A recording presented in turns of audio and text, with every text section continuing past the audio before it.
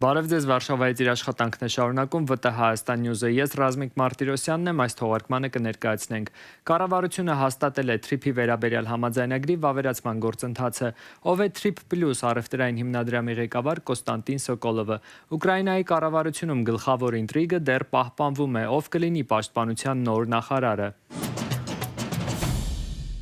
Կառավարությունը հաստատել է TRIP-ի վերաբերյալ համաձայնագրի վավերացման գործընթացը, որոշումը կուղարկվի սահմանադրական դատարան։ Արտգործնախարար Արարատ Միրզոյանը կառավարության նիստին ներկայացրել է համաձայնագրի վավերացման եւ գործարկման մանրամասները։ Համաձայնագրով Միացյալ Նահանգները եւ Հայաստանի Հանրապետությունը հիմնադրում են TRIP զարգացման ընկերությունը։ Այս ընկերությունը կարողանա Հայաստանի Հանրապետության տարածքում տարբեր գոտիներում առանձին նախագծերի համար հիմնադրել հատուկ նշանակության ընկերություններ, ներգրավել այլ գործընկերներ, TRIP զարգացման ընկերությունը կստանա հողօգտագործման, կառուցապատման իրավունք այս գոտիներում եւ այս իրավունքը կգործի նախնական 49 տարով եւ այս ժամկետում ընկերությունում բաժնեմասերը կբաշխվեն հետեւյալ կերպ. Միացյալ Նահանգներին կպատկանի բաժնեմասերի 74%-ը եւ Հայաստանի Հանրապետությանը կպատկանի բաժնեմասերի 26%-ը եւ ահա այս նախնական ժամկետի 49 տարու լրանալուց հետո հնարավորություն կա կողմերի համաձայնությամբ երկարացնել համագործակցությունը եւ ժամկետը եւս 50 տարով եւ այս դեպքում արդեն երկարացման պարագայում կապահովվի, որ Հայաստանի Հանրապետությունը ունենա ընկերության բաժնեմասերի 49%։ Հայաստանով անցնող TRIP+ առևտրային հիմնադրամը կղեկավարի Ռուսաստանում ծնված Չիկագո տեղափոխված ամերիկացի ներդրող Կոստանտին Սոկոլովը։ Արարատ Միրզոյանն այսօր անդրադարձել է նաև այս հարցին։ TRIP զարգացման հիմնադիրները տեխնիկապես կլինեն Հայաստանի Հանրապետության կառավարությունը եւ TRIP զարգացման ընկերություն ԱՄՆ կոչվող ընկերությունը, որը կհիմնադրվի Միացյալ Նահանգներում, սա կպայմանավորված է Միացյալ Նահանգների իրավական կարգավորումներով, իրենց ունեցած կառավարությանը վերապահված լիազորություններով կամ սահմանափակումներով, հա։ Եվ ահա TRIP զարգացման ընկերություն ԱՄՆ կոչվող ընկերության մեջ եւ այս ծրագրի իրականացման համար ներդրումներ ներգրավելու համար ստեղծվում է մի ամերիկյան ընկերություն, որի անունը TRIP+ է։ Իրավական առումով սա մեր էս TRIP զարգացման ընկերության հետ շատ, այսպես ասած, ինչպես ներկայացեցի, միջնորդավորված եւ անուղղակի կապ ունի։ Եվ այս TRIP+ կոչվող ամերիկյան ներդրումային ըստ ամենայնի ընկերության ղեկավարը նշանակված մարդը եւ այս հիմնադրումն արված այն ինչ որ մեր մամուլում այսօր եւ երեք ես նկատեցի գրվել է, վերաբերվում է դրան, այդ TRIP+ ներդրումային ընկերությանը, սա Հայաստանի տարածքում գործելիք, հիմնադրվելիք TRIP զարգացման ընկերության հետ շատ անուղղակի կապ ունի։ TRIP+ առևտրային հիմնադրամի նորանշանակ ղեկավար Կոստանտին Սոկոլովը Հայաստանում հայտնի է որպես հայաստանյան կապի խոշոր օպերատորներից Viva Armenia-ի համասեփականատեր։ Viva Armenia-ն վերջերս ձեռք է բերվել նաև մեկ այլ օպերատորի՝ Ռոստելեկոմի բաժնետոմսերը։ Ինչով է պայմանավորված Կոստանտին Սոկոլովի ընտրությունը, արդյոք այս նշանակումը TRIP-ի հարցում Միացյալ Նահանգների եւ Ռուսաստանի միջև պայմանավորվածության արդյունք է։ Ինչ քայլեր սպասել Ռուսաստանից եւ TRIP-ի ուղղությամբ եւ Հայաստանում Եվրամիության նոր առաքելության տեղակայման հարցում։ Թեմաների վերաբերյալ կզրուցենք Երևանի պետական համալսարանի քաղաքակրթական եւ մշակութային հետազոտությունների բաժնի գիտաշխատող Նարեկ Սուքիասյանի հետ։ Պարոն Սուքիասյան, TRIP+ առևտրային հիմնադրամը կղեկավարի Ռուսաստանում ծնված Չիկագո տեղափոխված ամերիկացի ներդրող Կոստանտին Սոկոլովը եւ շատ են քննարկումները, թե ինչով է պայմանավորված նրա ընտրությունը։ Ձեր կարծիքով արդյոք այն TRIP-ի հարցում Միացյալ Նահանգների եւ Ռուսաստանի միջև պայմանավորվածության արդյունքը, թե այլ խնդիր կա այստեղ։ Չեմ կարծում, որ այդ տեսությունն է ամենամոտը իրականությանը, Սոկոլովի նշանակումը կարծում ավելի մեծ հիմքեր ունի անձամբ իր եւ Տրամպի ադմինիստրացիայի միջև եղած հարաբերություններում։ Սոկոլովը այն դոնորներից է, ով աջակցել է Տրամպին, այդ թվում իր մեգա նախագծի դեպքում, որը մեծ նշանակություն ունի Տրամպի համար, դա այդ պարահանդեսի կառուցումն է սպիտակ տան կողքին, որը դոնորներից մեկը Սոկոլովն է եղել, դա մեզ թվում է թե փոքր շինարարության մասին է խոսքը, բայց դա հսկայական ծախսերի հետ կապված եւ Տրամպի անձնական ամբիցիաների մաս է կազմում։ Իհարկե սա պարզապես մի արտահայտումն է եւ բնականաբար նրանց միջով համագործակցությունը սրանով չի սահմանափակվում։ Կարծում եմ նաեւ դերակատարություն է ունեցել Սոկոլովի արդեն իսկ ներկայացվածությունը հայկական բիզնես եւ ենթակառուցվածքային միջավայրում, այսինքն այս երկուսը ամենայն հավանականությամբ համընկնել են եւ պատճառ են դարձել, կարծում այդ թվում նաեւ հենց Սոկոլովի նախաձեռնողականության շնորհիվ իր նշանակմանը։ Օրինակ շատ է խոսում որ Ռուսաստանի կողմից կա պայմանավորվածություն եւ այլն, նման ենթատեքստ դուք այստեղ չեք տեսնում։ Քանի դեռ չեմ տեսել դրան դա փաստող լուրջ հանգամանքներ, դժվար է դա ասել, հնարավոր է որ նրա ռուսական թերևս կապերը կամ տարածաշրջանում իր ունեցած փորձը հաշվի առնվել են, բայց գնալ այնքան հեռուն որ պնդեմ որ սա աշխարհակահաղական մեծ ինչ-որ պայմանավորվածության արդյունք է,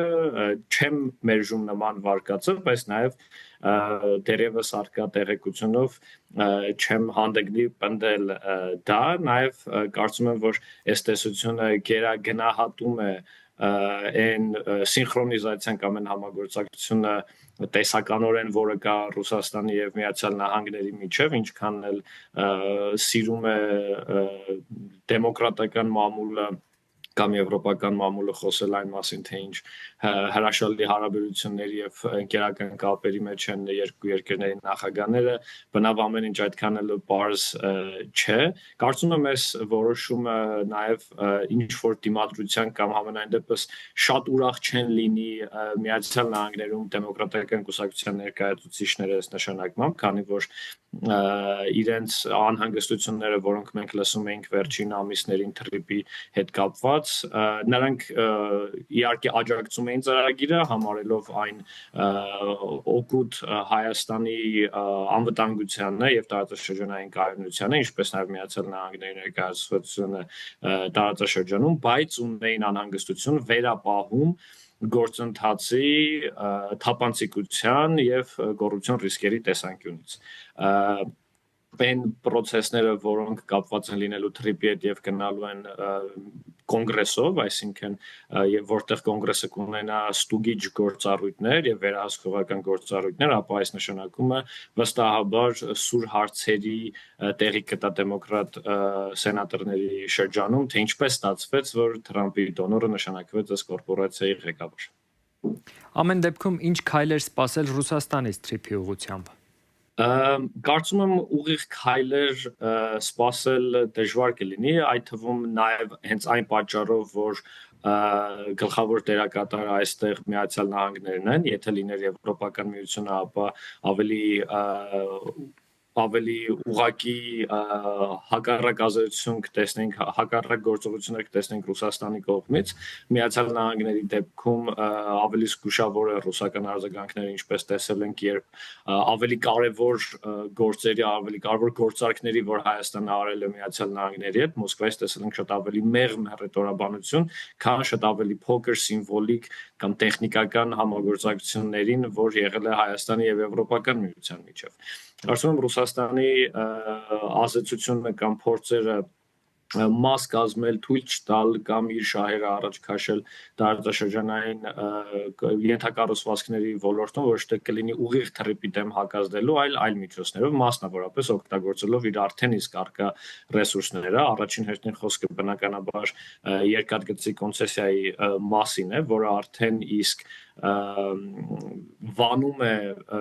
եվրոպական ներդրողներին ուղիղ ներգրավվածություն ունենալու Հայաստանի ենթակառուցվածքային կարողությունները զարգացնելու մեջ, քանի դեռ այն ուղիղ կապի մեջ է սանկցիաների տակ գտնվող այդ անգամ սանկցիաներից բացի հենց քաղաքական առումով ռուսական ռուսական ներկայացվածության պատճառով եւ տեսնում ենք կարծում եմ որ այս լարվածությունը որ հիմա կա հայ-ռուսական հարաբերությունները պայմանավորված էր կարծում եմ իհարկե նախ եւ առաջ նախընտրական process-ներով եւ դրա տրամաբանությամբ որին մեր բոլոր հետևողները ծանոթ են պետք չէ դրա մեջ մարանալ բայց կարծում եմ որ դրա դերթապատճառներից էր այս լարվածության դերթապատճառներից էր հավասարապես կարելի է ասել նաև երկաթգծի հանդեպ ինչ որ նկարտումները դա ազգայնացնելու դա այլ երկրի կոնցեսիայի հանձնելու որը կարծում եմ Ռուսաստանի համար ազատության պահպանման կարմիր գծերից մեկն է եթե կարելի է քաղաքականությունը վերախմբագրել ինչ որտեղ կենտրոնանալ այլ հարցերի վրա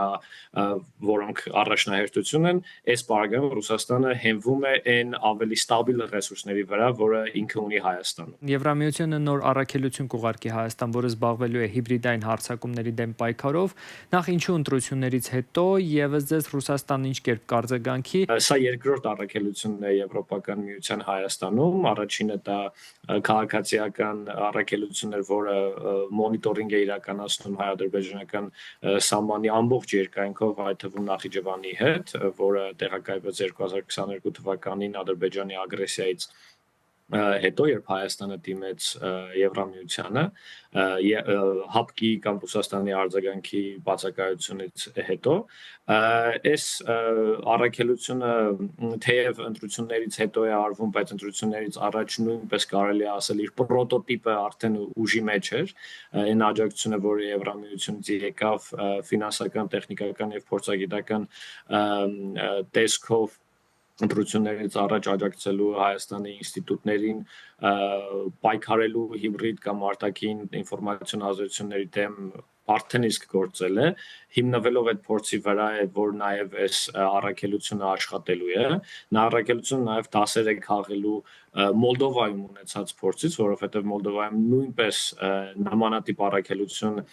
հաստատվել է եւ գործում է այստեղ հետաքրքիր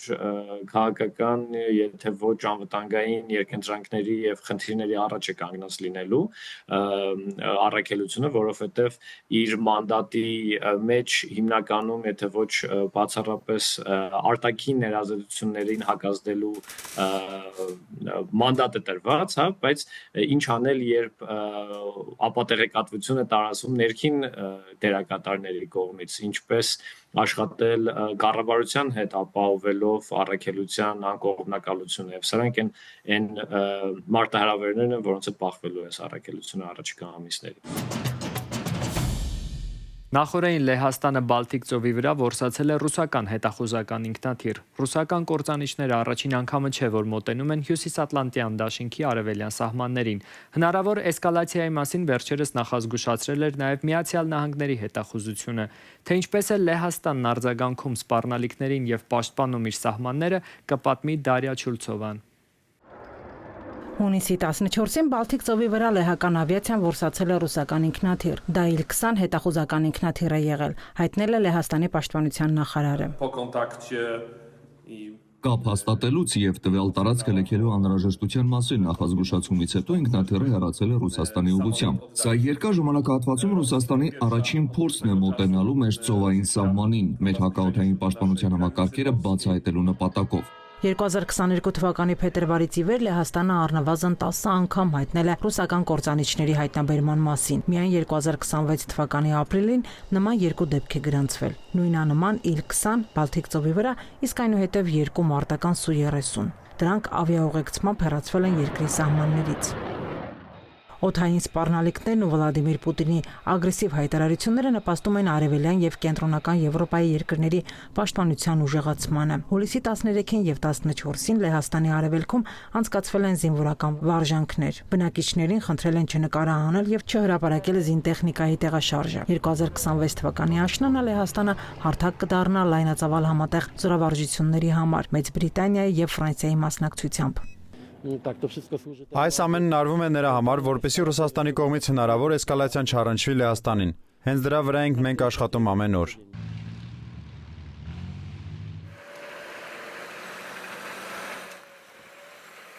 Հունիսին Լեհաստանում արդեն անցկացվել են Սաթե պաշտպան խոշոր միջազգային զորավարժությունները։ Լեհ եւ լիտվացի զինվորականները համատեղ գործողություններ են մշակել Սուվալկիի Միչանցկի շրջանում, որը ռազմավարական կարևոր նշանակություն ունեցող տարածք է Լեհաստանի եւ Լիտվայի սահմանին Ռուսաստանի Կալինինգրադի մարզի եւ Բելարուսի միջև։ Մենք արդեն ասել ենք մեր բյուջեի 5%-ին, դրանք սպառազինության եւ զինված ուժերի պահպանման ծախսերն են։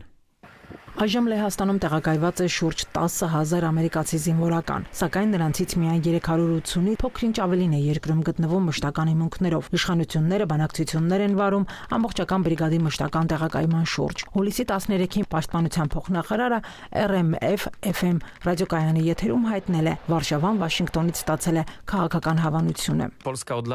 Լեհաստանը տարիներ շարունակ ներդրումներ է կատարում երկրի արևմուտքում գտնվող օդանավականների շրջաններում ռազմական լոգիստիկ ենթակառուցվածքների ստեղծման գործում, որպեսզի ապահովի ՆԱՏՕ-ի կողմից հնարավոր ռազմական օգնության ընդունումը։ Փոխնախարարի խոսքով Լեհաստանը մտադիր է առաջիկա տարիներին պաշտպանության ոլորտում ներդնել շուրջ 150 միլիարդ եվրո։ Օրինակ դառնալ ամերիկյան Patriot հակահրթիռային համակարգերի սպասարկման խոշորագույն կենտրոնը Եվրոպայում, ինչպես նաև մեծացնել անօդաչու թռչող սարքերի արտադրությունը, որոնց արդյունավետությունը ցուցադրում են Ուկրաինայում ընթացող մարտական գործողությունները։